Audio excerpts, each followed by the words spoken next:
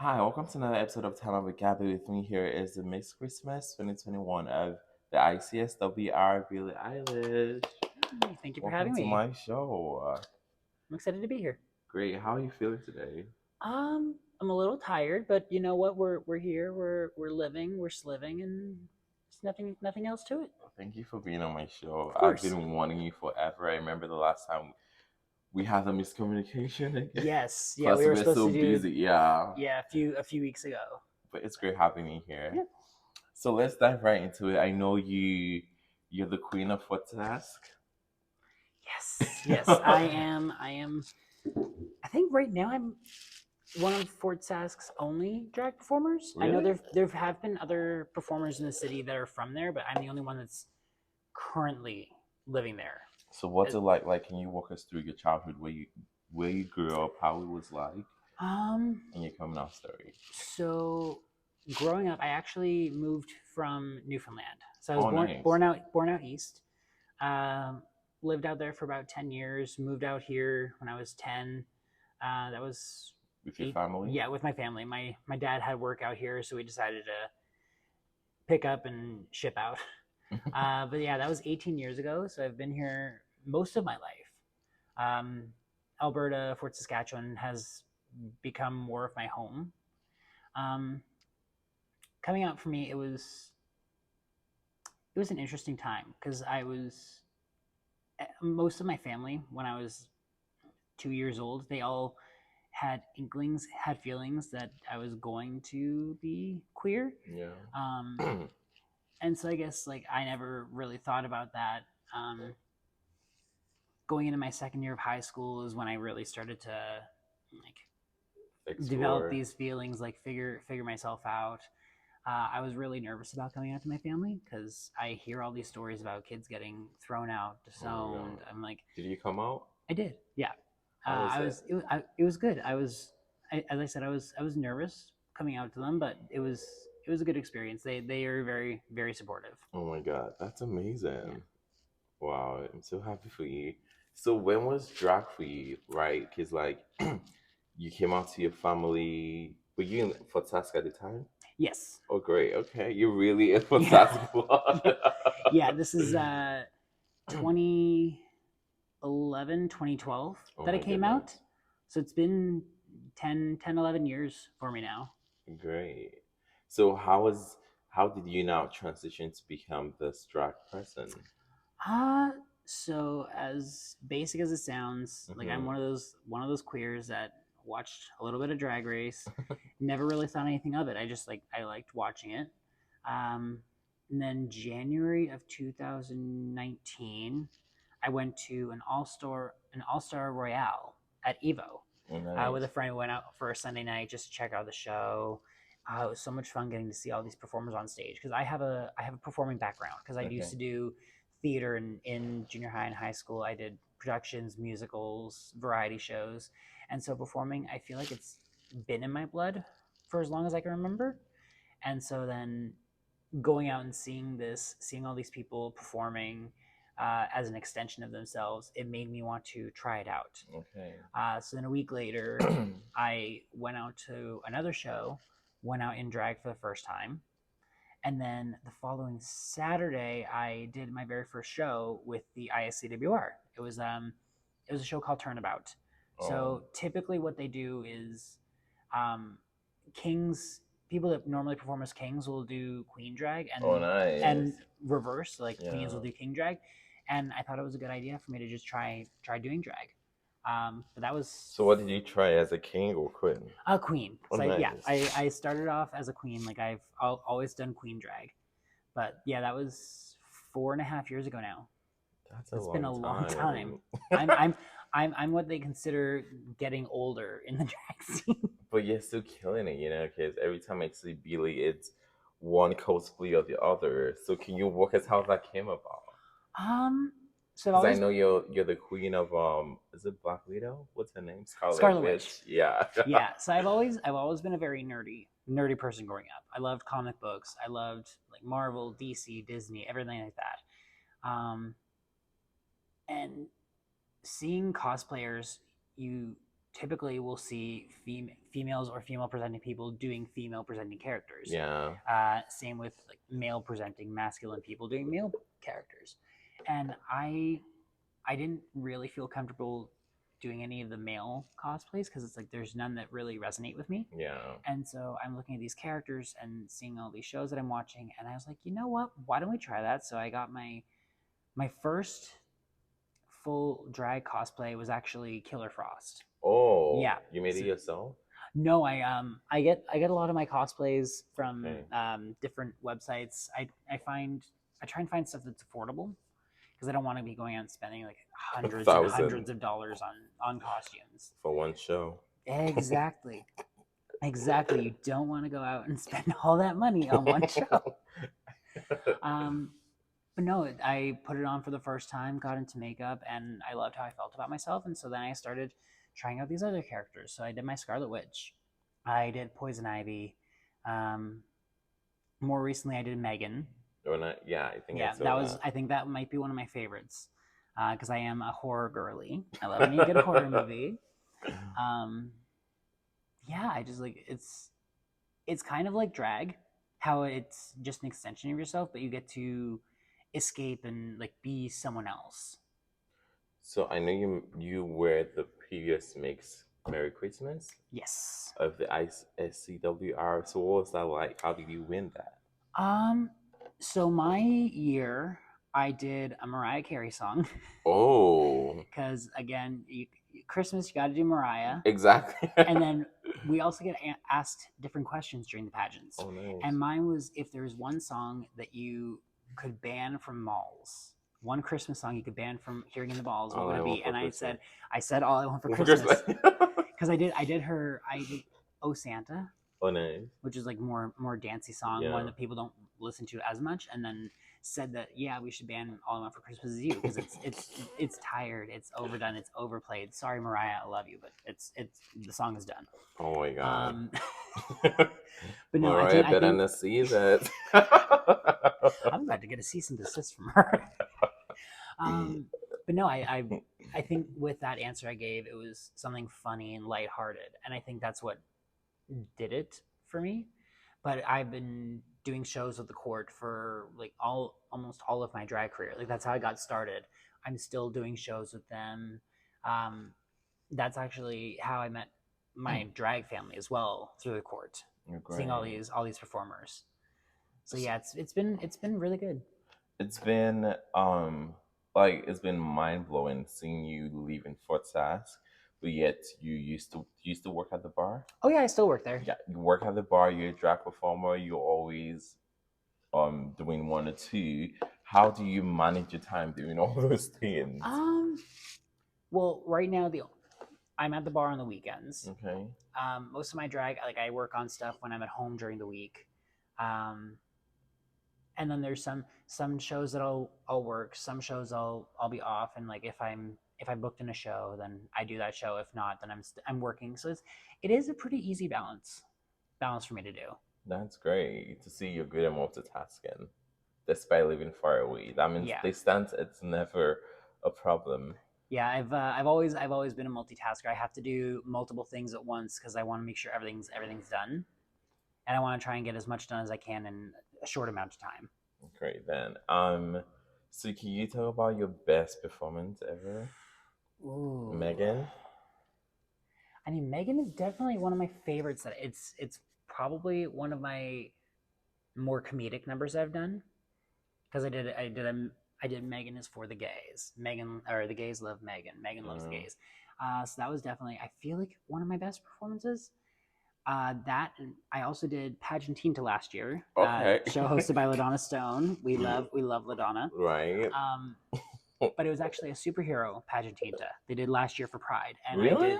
Yep, and that's where I debuted like my newer Scarlet Witch costume, my new Scarlet Witch number, and it went over really well. I did Hayloft by Mother. Yeah, I love that song. It's Mother is there's such a good group. They have so many good songs out there. A lot of drag performers. Is the My Daddy's Got a Gun. Hayloft. Yeah, right. Yeah. But no, there's a lot of drag performers in the city that do Mother Mother, love Mother Mother. I can think of like Ammonia's done them, I Gemini's mean, done them, Stella Darling I've seen do Mother Mother. Like they're just one of those groups that people resonate with and they love to listen to. that's awesome. So, what would you say is your least favorite performance? My debut, like no question. I did Lies by Marina. I was very stiff on stage, like I was very quiet, reserved. And again, it was my first time doing drag on stage. So of course I'm going to be nervous. Yeah. But I it's definitely one that I would want to redo. Just because I wore this like really not great blue wig that I chopped up, um, a black dress. I had on a denim button-up shirt and a zebra Oh, scarf. It was not it. not it. I need to redo that as like a big glamorous number with all the jewelry, all the sequins, all the sparkle. Like the legendary Yes. Billy would do. Um, what's it called? I've lost my train of thought. Think. Is it on Dragon on Hills? Yes, that one. That one is on my playlist on Dragging Your Okay. Heels. So it's like the very first video I ever did. And I think Megan is more recent, which is nice. So it's like you get to see a little bit of Girl. the growth and the change and the evolution of the drag. That's great. Like, so what's your thought about what's happening in the States with those drag bands and the reading of storybooks? I think it's absolutely ridiculous. People that say drag isn't for kids obviously have not seen the all ages shows that people do. It's you're putting on these elegant costumes. You're reading to kids. It's not like you're going out and doing a Touching strip them. show for them. Like there's absolutely nothing wrong with doing drag in public. If you're doing something family friendly, I see no issue with it. Yeah. I mean, like people always have a way of prioritizing the wrong things, Yeah, because honey, there are a lot of things happening out in the world. There's kidnapping happening, there is trafficking happening, there are shootings happening, like you leave out all those things and try to focus your attention to drag performers. Like it doesn't make sense because now I feel like the States is just like trying to go back to the 90s or the 80s, because yeah, it's funny because it feels like not much has changed. Yes, we know people say, oh, yeah, the queer people are free, but how do I word it now? That doesn't sound ridiculous. But like, it's still scary walking out in the streets, which leads us back to the other day. You said you got yeah. a hate It was speech here the in first Canada. yeah the first weekend of Pride. It was a few friends of mine. We were walking to Cosmic Pizza after the show at Evo, just having fun, and then a car drove by with a bunch of people and they yelled BF slur at us. And it's weird to think that it's still happening in 2023, but Three. it still is happening. There's so many people out there that hate us just because we are who we want to be, and it's not right. It's crazy because like it takes a lot of effort for someone to literally do that kind of stuff, Yeah, because you're driving and you feel comfortable doing that kind of thing. It's really crazy, yeah. honey. It takes more in you to hate than it does to love. Yeah, and I'm sorry you had to go through that. Like I mentioned, I haven't experienced that. Doesn't mean it doesn't happen to Oh, people. exactly. So I Like hope you didn't take it. everyone's experiences are different. Yeah, true. Because I know that people that would like to say things even in their heads. But like I try to block this negativity out. It's crazy people still do that. I mean, I I don't experience it in person, but I experience it mostly online. Hmm. When you're on these dating sites and they're like, oh no, you're not this, you're this, you can't be this, you're faking this, Yeah, it's like you all know. the it's the for me it's the profiles that say like stuff like no fats, no femmes, no Asians. It's discriminatory. It's disgusting. Like why are you being so bigoted towards a group of people that have done nothing wrong to you? Like why are you body shaming? Why are you being sexist, Transphobic and transphobic, everything. racist? It's blatant racism and homophobia. And the funny part is, like, you state all these things on your profile, But due to the lack of comprehension, due to people not reading, they just swipe you right. It's like, Hmm. oh yeah, I like what I see. But then when you're like, did you actually read my profile to see this is who I really am? You're like, oh, and then they report to you. And on the other hand, these dating sites really sucks at the end of the day, right? Because they don't really go through the process. They just believe whatever they report to you for, right? But I'm like, okay, it is what it is. Yeah, the dating scene is an interesting one, especially for queer people. It has its ups and it has its downs.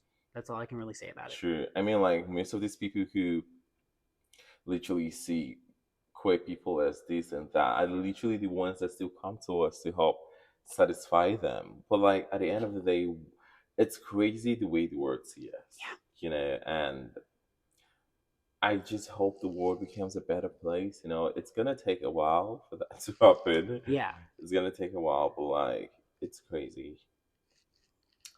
Anywho, what would you say is your um I'm trying to think about. I lost my train of thought again. What would you say is your best look ever? You like your best cosplay? Ooh. Well, actually, there's one I'm working on right now. I don't want to give too much away, just Okay. because I think I might be debuting it soon. Um, it's probably one of the sillier things I've done, but when it comes out, people are gonna enjoy it. I know there's a very niche group of people that are going to love this. So yeah, I think that might be one of my favorites that's coming up. So like I said, don't want to give too much away. Um, but I think people aren't ready for it. And I believe you also work for the Dragonair Hills. Yes, I do volunteer with Dragging Our Heels every now and then, filming shows, trying to keep the legacy going. Great, that's awesome. So, what is it like for you? It's been really good, like getting to be a part of a group, be part of a community that's helping to chronicle all the drag, the burlesque in Edmonton and Alberta. Um, Making sure that people get to see their performances back if maybe they want to look back, see what they can improve on, or if someone say misses a show and they want to be able to watch the performances. That's just what Dragging Our Heels is all about, and it's we're all volunteering. We're not getting paid for it at all. Okay, that's a lot of sacrifice. Well, thank you and all the volunteers and Dragonair Hills. So, what upcoming shows do you have? Where can we find you at? Um, I do have a couple of shows coming up, but they have not been announced yet, so Okay, can't really talk about them say. yet. But I should be able to soon. So keep your eyes peeled to Instagram for those. But I'm really excited. And I noticed the is this Fort Sask second pride? This No, so we started Fort Sask Pride back in 2019. oh nice. It started as like a small community event. Um, the next 2 to 3 years, we transitioned to so 2020, 2021. We had them online because we couldn't do anything because of COVID. And then last year and this year were the first times we actually had a big Turn show, out. big turnout for it, and it was really nice to see the community coming in support of everyone. Great. That's awesome. So what was that experience like for you, like seeing your home community slowly turning into this place that you've always hoped for and dreamt of? It was a really beautiful thing, getting to see the community be so open minded and be so progressive because you don't see that in smaller cities, smaller communities like that. Especially growing up there, like I said, I moved when I was 10, and from 10 to 28 now, just Hmm. seeing the growth of the community and how supportive they all are. It's just been amazing. That's great. Where can we find you on social media? So you can find me on Instagram and TikTok at BillieEyelash YEG. Those are the only two that I predominantly use. So yeah, just use those. You can just find me on Instagram and TikTok for those two. Great. Then thank you so much for coming to the end of the show. Are there any other things you'd like to add? Um, Throwing it back to talk we had about the drag bands. If you really want to go for predators, go for the church. Attack the church. Attack the popes. Attack the preachers. Attack the Violence is an the option. pastors. Go out. Go after them. They're the ones that are causing the real harm. Sure. Did I say true? Yes, Well, you did. well, you've heard from Billy. Thank you all for watching this episode, and I'll catch you in the next episode. Have a good one.